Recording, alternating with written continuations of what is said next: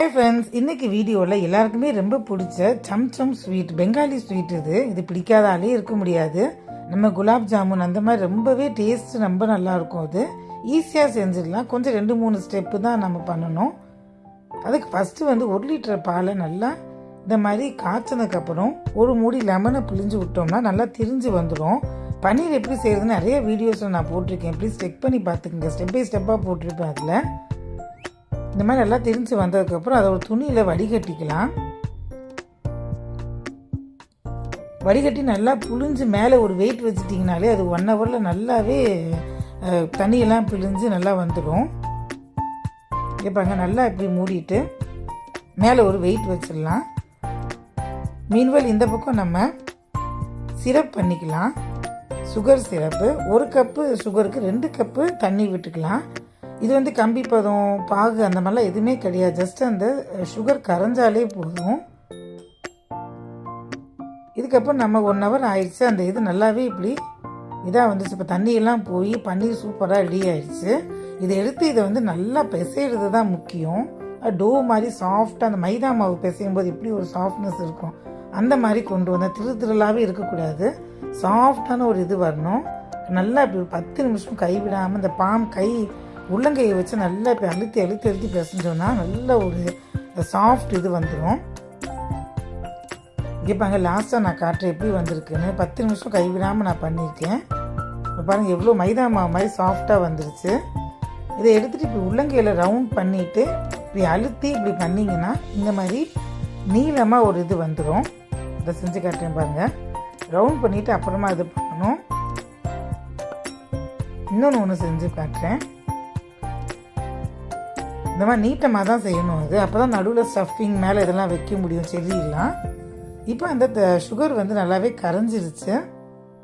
இதுக்கப்புறம் நம்ம அந்த இதை நம்ம பண்ணி வச்ச பன்னீரை போட்டுட்டு நல்லா அந்த பன்னீர்லேயே வேக வைக்கணும், அந்த தண்ணியிலையே. ஸோ அதனால் கரைஞ்சாலே போதும் சுகர் சிரப்பு. இப்போ மேலே அந்த இதெல்லாம் போட்டுட்டு 10 நிமிஷம் நல்லா மூடி வச்சிடலாம்.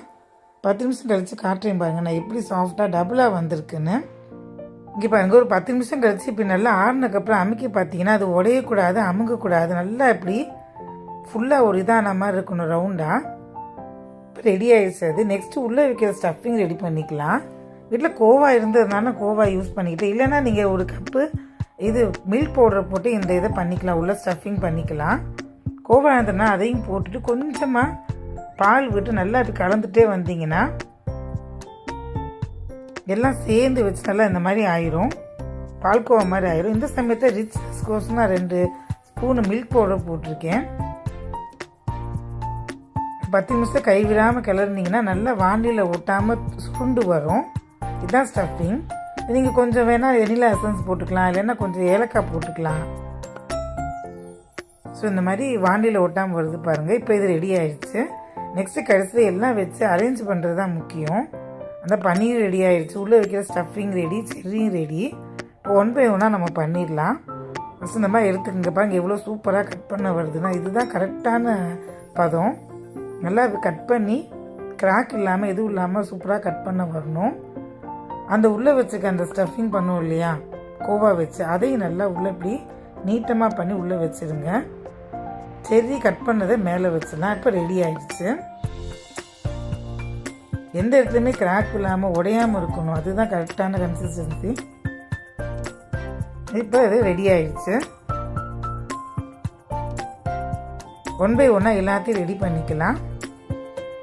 ரொம்ப டேஸ்ட்டாக இருக்கும். கடையில் வாங்கினீங்கன்னா ரொம்ப எக்ஸ்பென்சிவாக இருக்கும். வீட்டிலே செஞ்சு கொடுத்தீங்கன்னா ஈஸியான வீட்டில் இருக்கிற பொருளை வச்சே செஞ்சிடலாம். நம்ம ரொம்ப ரிச்னஸ் நல்லா இருக்கணுன்றக்காக சுகர் ரொம்ப பிடிக்கிறவங்களுக்காக அந்த சுகர் சிரப்பில் அதை கொஞ்சம் மேலே ஊற்றி அதிலே ஊற வச்சு சாப்பிட்டீங்கன்னா டேஸ்ட்டு சூப்பராக இருக்கும். உடனே செஞ்சு கொடுத்துடலாமா ஃப்ரெண்ட்ஸ் குழந்தைகளுக்கு? கலர்ஃபுல்லாக பார்க்கவே எவ்வளோ நல்லா இருக்குது பாருங்கள். செஞ்ச உடனே காலி ஆயிடுச்சு எங்கள் வீட்டில். இது ட்ரை பண்ணி பாருங்கள், சப்ஸ்கிரைப் பண்ணிக்கோங்க, லைக் பண்ணிங்க சேனலை. தேங்க்ஸ் ஃபார் வாட்சிங்.